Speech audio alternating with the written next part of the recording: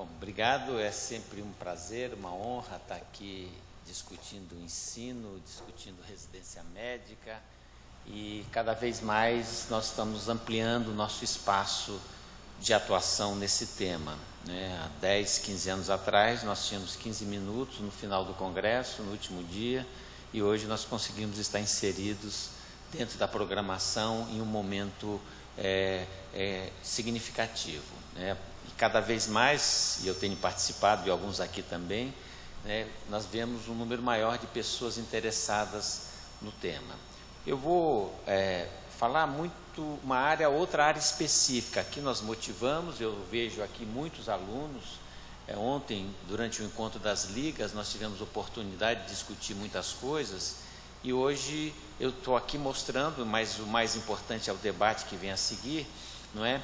A residência médica e o título de especialista, o que precisa mudar, né? O que pode mudar, o que podemos modificar, né? A gente sabe que a residência médica é o ponto alto da formação do infectologista e ao longo de muitos anos nós modificamos esse programa, tivemos a última modificação em 2005, né, quando passou a ser um acesso direto, na realidade foi 2004, mas começou a ser implantado em 2005, 2006, com acesso direto ao programa de residência médica, fazendo o primeiro ano em clínica e 2 na especialidade. Ao longo desse tempo, muitas coisas mudaram, muitas procuras mudaram, muitas novas escolas médicas surgiram no Brasil.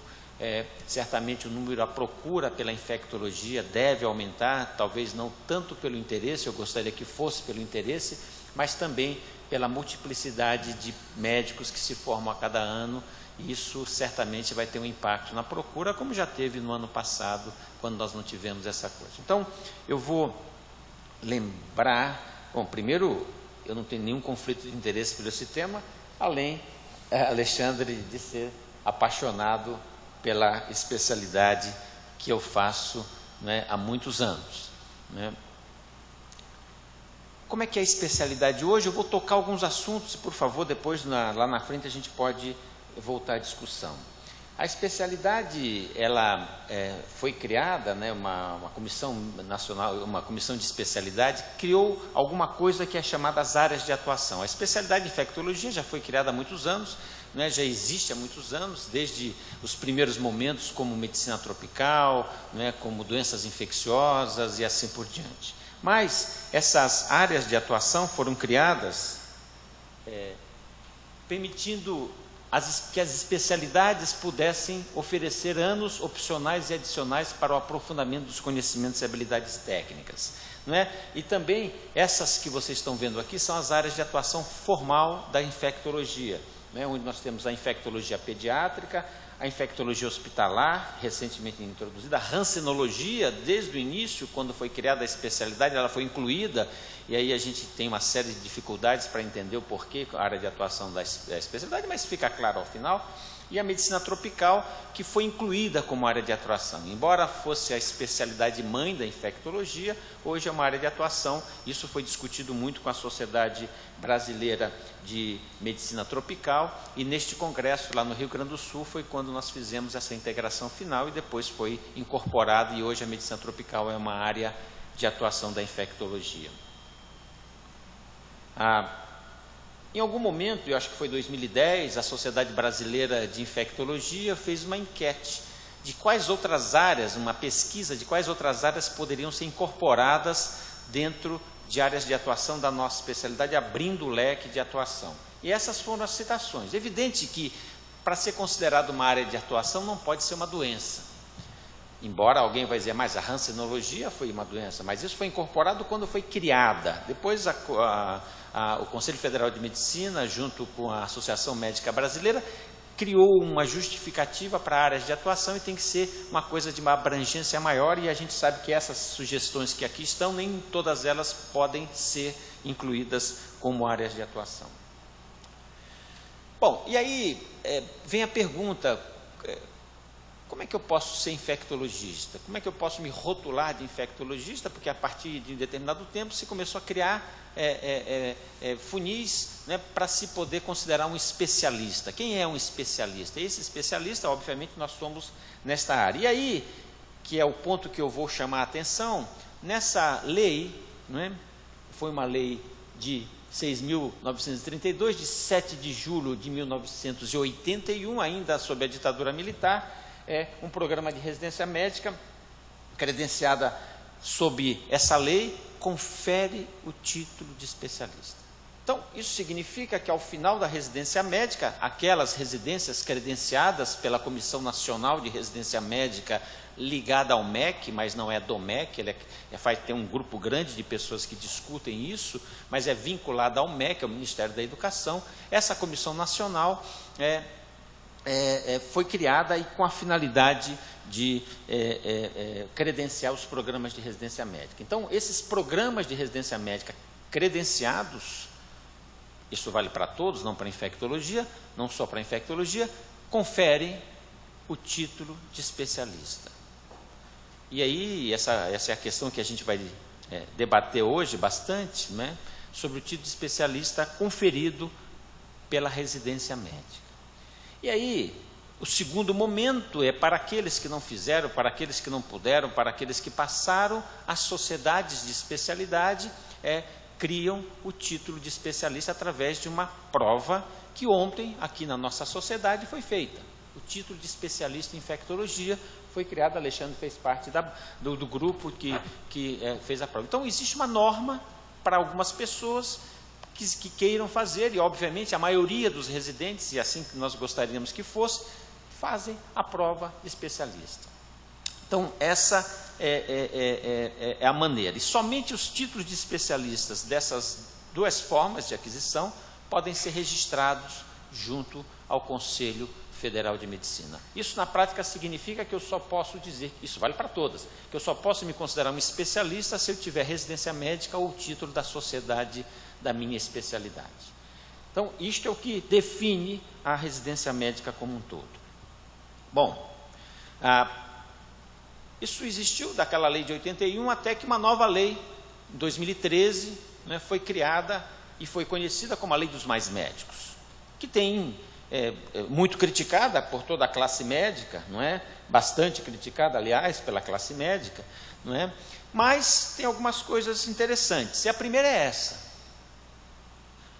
Os programas de residência médica que trata essa lei, a lei de 81, ofertarão anualmente vagas equivalentes ao número de egressos dos cursos de graduação do ano anterior. Ou seja, se eu formar 100 médicos, eu tenho que oferecer 100 vagas de residência médica. A gente sabe que isso não ocorre, mas esse é o espírito, e o que determina essa lei. Essa lei foi promulgada pela Presidente da República à época. Bom, e aí tem essa questão que está ali no rodapé, o parágrafo único. A regra que trata o caput é meta a ser implantada progressivamente até 31 de dezembro deste ano. Ou seja, a partir do ano que vem, se a lei for cumprida, nós deveremos ter esse número de vagas de residência médica igual ao número de egressos dos programas dos cursos de graduação de medicina. Bom, ainda falando um pouquinho sobre isso, não é? E isso tem um impacto na nossa especialidade, no artigo 6º, não é? Diz o seguinte: para o cumprimento da meta que trata o artigo 5º, será considerada a oferta de vaga de programas de residência médica nas seguintes modalidades. Primeira, programas de residência médica em medicina geral, da família e comunidade. Imagino que quem escreveu, quem elaborou essa lei, pensou que a saúde da família e da comunidade era a área principal que deveria formar médicos. E, a partir daí, todas as especialidades caminhariam nesse sentido. Bom, 2. Programas de residência médica de acesso direto. E lista aí. Ou seja, e se a gente procurar a nossa especialidade, ela não está nesse rol. Mas nós somos acesso direto, hoje. Bom, vamos adiante. O programa de residência médica de medicina geral da família e da comunidade terá duração de 2 anos. Bom, o primeiro ano do programa de residência médica em medicina geral da família e da comunidade será obrigatório para o ingresso nos seguintes programas de residência médica: medicina interna, pediatria, ginecologia obstetrícia, cirurgia geral, psiquiatria e medicina preventiva e social, que eu nem sei se ainda existe alguém fazendo essa área, essa especialidade. Cadê a infectologia? Não está aqui. Vamos adiante na lei. Será necessária, e aqui nós vamos ser incluídos, a realização de 1 a 2 anos de programa de residência médica em medicina geral da família e comunidade para os demais programas de residência médica, conforme disciplinado pela Comissão Nacional de Residência Médica, excetuando-se o programa de residência médica de acesso direto. Ou seja, nós estamos aqui. A nossa especialidade está nesse... Mas aí a Comissão Nacional teria que determinar, dizer, discutir se seria 1 ano ou 2, aí já não mais de clínica médica, mas sim de medicina geral da família e da comunidade. E aqui tem a grande discussão e o grande viés, que eu acho que, se der tempo, e espero que dê, a gente possa discutir bastante esse dado. Isso significa que a partir de 2019, que é quando a lei diz que começa a ser implantada definitivamente, nós deveríamos mudar a nossa programação. E, obviamente, nenhum dos editais de residência médica fez alguma observação sobre isso. Continua igual, 3 anos, acesso direto, com o 1º ano em clínica médica.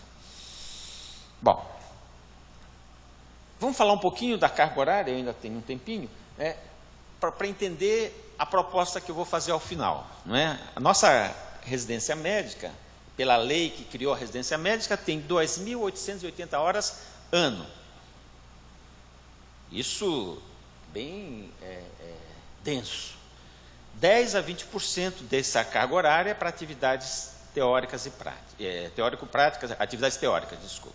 60 horas semanais, 1 dia de folga por semana e 24 horas de plantão nessa semana. Quer dizer, são 60 horas, nelas incluídas as 12 horas de plantão e 1 dia de folga por semana. 48 semanas de trabalho por ano e 4 semanas, 1 mês de descanso por ano.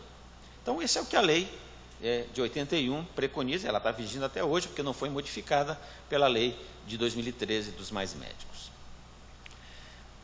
A Comissão Nacional regulamentou algumas coisas em relação a isso, e vem sendo feito, e recentemente fez uma atualização, mas não muda muito o contexto que aqui está escrito, que é a avaliação periódica do médico residente. O médico residente tem que ser avaliado periodicamente. De prova escrita, prova oral, prova prática, e ainda outros dados como ética, relacionamento com a equipe, relacionamento com o paciente e outros a critério da Coreme local. E mais, o próprio Conselho Federal de Medicina, junto com a Associação Médica, estabeleceu um critério para validar os títulos de especialista. Ou seja, quem tem um título de especialista precisaria ou precisará ou precisou validar esse título ao longo com esse certificado de atualização profissional, que a ideia era atualizar o título. Eu não posso retirar o título que foi conferido, ninguém pode perder o seu título, mas tem pessoas que não trabalham mais na infectologia há 20 anos, mas são especialistas em infectologia. Então, a ideia era dar uma graduação para essas pessoas. Quem se atualizasse profissionalmente receberia um certificado de atualização profissional. E aí tem todas as regras colocadas para a certificação, que iniciou em 2006, e periodicamente, por exemplo, este congresso tem um peso nessa certificação profissional. Eu não sei como está funcionando isso, mas provavelmente está funcionando mal, essa certificação profissional.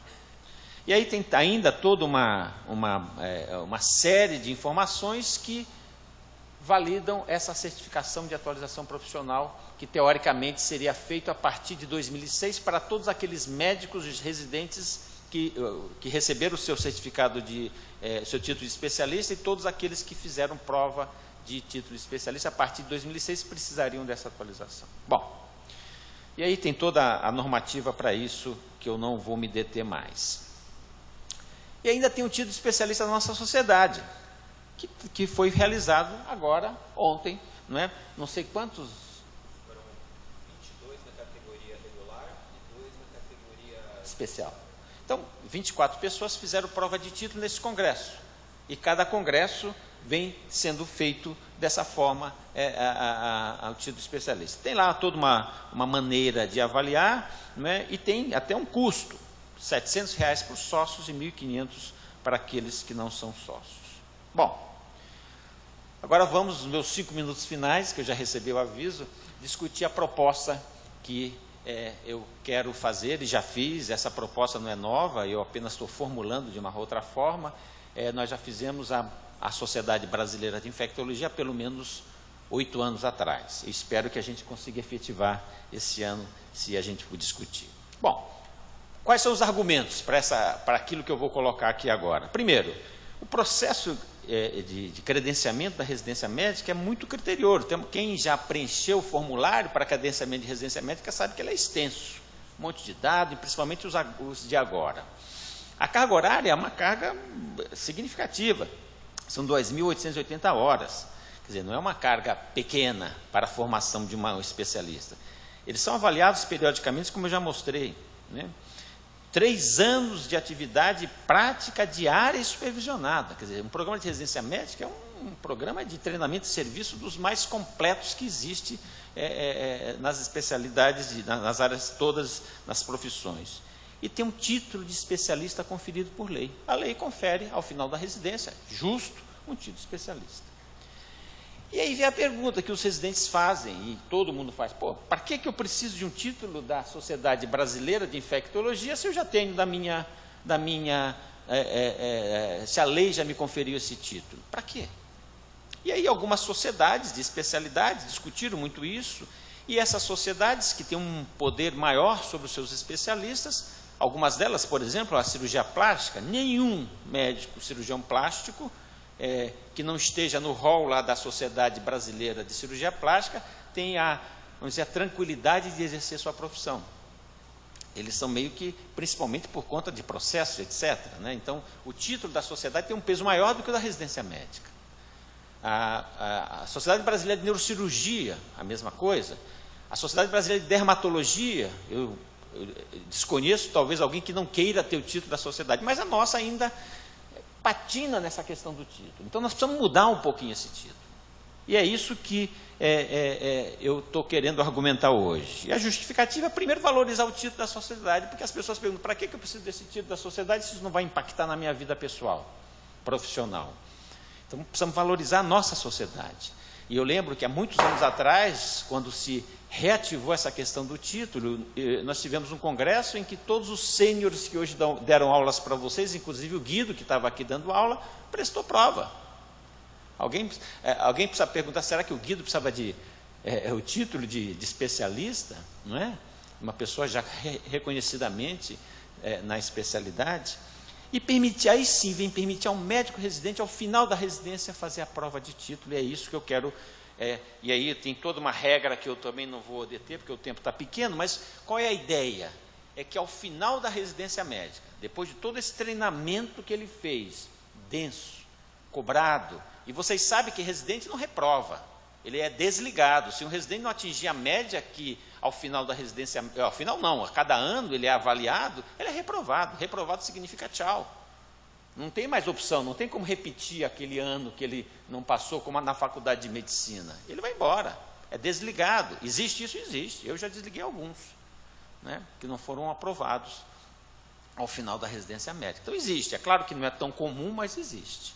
Então, por que, já que a gente tem um critério tão rigoroso, por que não dar a ele a oportunidade ao final da residência médica, naquela avaliação que ele vai fazer, ou que deveria fazer anualmente, formal, pelo seu programa, por que não ser a última das avaliações, ao final do 3º ano, ser a prova de título da sociedade?